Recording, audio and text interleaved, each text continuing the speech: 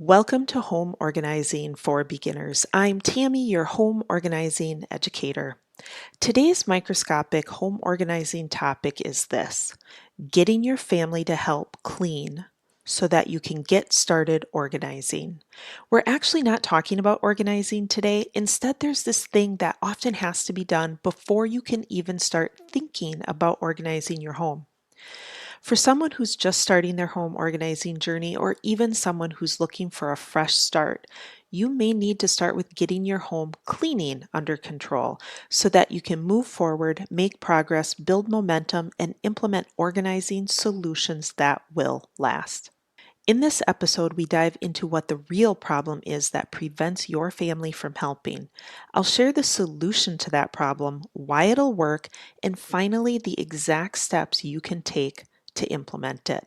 I'm going to apologize up front because when I tell you what the problem is, it might sting just a little. At least it did for me when I realized it. The problem is you don't ask for help. I'm sorry, but that's very likely the overarching problem. But stick with me. We're going to dive a little bit deeper into why you don't ask for help. First, one of the reasons may be because you see what needs to be done and you think others living in your home should too. But here's the reality that I finally accepted, and when you accept it too, it's really going to change things for you in your household in terms of getting things cleaned. They don't see it because they don't care about it. My kids are all teenagers right now, and I can tell you that they aren't really too concerned whether the bathroom is clean when guests come or not. It's really just not their top priority. It's probably not even on their radar. It makes sense, right? When you were their age, did you think about how the toilet should be clean because it's gross if it's not? If you did, then I'm pretty sure you're probably not listening to this podcast. Another thing, you might feel ashamed that you need help, and that really stops you from asking for the help that you need. Our society seems to send these messages that as women, we should be able to handle it all and handle it all well.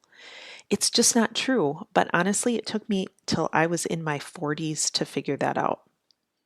So when you see things need to be done, believe nobody else cares, and you feel like you have to do it all on your own, you don't ask for help. And when you don't get help, you wind up being angry and bitter with the people that you love most. At least that's where I wound up. Over time, I learned there's one primary thing that needed to happen in order to get my family to help with cleaning. And you've probably already guessed what the solution is, right? You have to actually ask for help. The solution is to ask for help. If you're feeling right now like you've done this time and time again and it just hasn't worked out, it's okay, but I'm asking you to try again. So please remember that a clean house isn't important to your kids. They just aren't going to up and decide to sweep the floors or do the dishes. So what does that mean? That means you have to tell them what to do. You have to ask for help.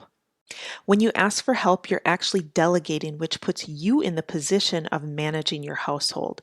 You position yourself further as the authority. I call it being the manager of your home versus the doer of all things in your home. You don't have to do everything yourself. This works because you'll realize how you're teaching your family life skills they'll take with them into adulthood. And that's motivation. When you're setting your kids up for success, that is motivation. Next, the more you ask for help, the easier it becomes. We're talking about doing regular chores here, things that need to be done daily, weekly, monthly. Please make note that you will need to remind them this is not a one and done thing. I wish it was, but it just isn't. Again, it goes back to the fact that it's not important to them. So you may even need to have consequences attached to the chores if they decide not to do them. But the more you stick with it, honestly, the less pushback you get. And the last reason this works is because you are clear on what you expect. This process helps you get clear on what your expectations are. It's helping you communicate it. It's helping change things for you in your own mindset. I'm not going to tell you that this is a one and done thing. As long as you are living with other people and are the manager of your household, you will need to manage things every single day.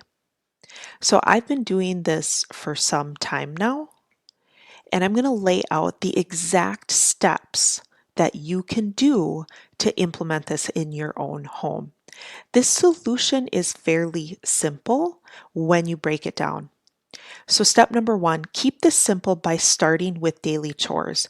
Don't delegate something that is done once a year. That'll come. You'll be able to do that at some point in time. So you're going to delegate chores that you are doing right now each day. Write a list, just something quick. It should not be perfect or final. You will change this list over time. You're trying to get it started. Nothing is final the first time you try it. Step number 2, separate the list by person. Then write a list for each person in your home. The entire list that you wrote in step 1 is yours. It's yours to keep. Now you're going to take and dissect that list and give a separate list to each person, which is step 3. Hand them the list. Tell them what you're expecting of them. Step 4, tell them they need to do the items each day for the week. And step number 5, follow up to make sure it's getting done. So I'm going to go through the list again real quick. Step 1, keep it simple by starting with daily chores, chores that you are doing right now. Write out the list of what they are. Step number 2, separate the list by person and write an individual list for each of those people in your home. Step number 3, give each person their individual list. Step number 4, tell them, this is what I expect you to do for this week. Step number 5, follow up to make sure it's getting done. Next week, you're going to repeat the same process. My recommendation is that you just use the same lists. Tell them this is what you need to do each week. Okay? So I get it. It's so frustrating when you ask someone to do something and they just don't do it, or they have a zillion excuses why they didn't do it. This is the beginning of getting those in your home to help every day or every week. Again, it's the beginning. You have to start here. You even have to kind of manage your own expectations.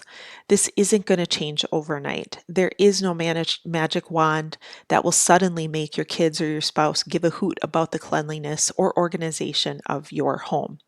Remember, you are the manager of your home. You are not the doer. You are not expected to do everything for everyone at every moment and every time. They live there as well. However, if you're like me and you have been doing everything for everyone else just out of love for them, you have essentially trained them. That's how it's going to be, right? So when you're changing things, it's going to take time. You're basically retraining them in what to expect. So I'm just really asking you and trying to make the point that you need to stick with this. So I have one point for you to remember as you walk away from our time together. This point is meant to help you remember what you've learned today so that you can get started, get organized, and ultimately stay organized. This week's point to remember is ask for help. Again, this week's point to remember is ask for help. To learn your options to continue your home organizing journey with me by your side, go to homeorganizingforbeginners.com. I think getting your family to help clean each day or week can be daunting, and I'd like to provide you with regular encouragement through email. Feel free to email me at tammy3schmidt@gmail.com. The link will be in the show notes.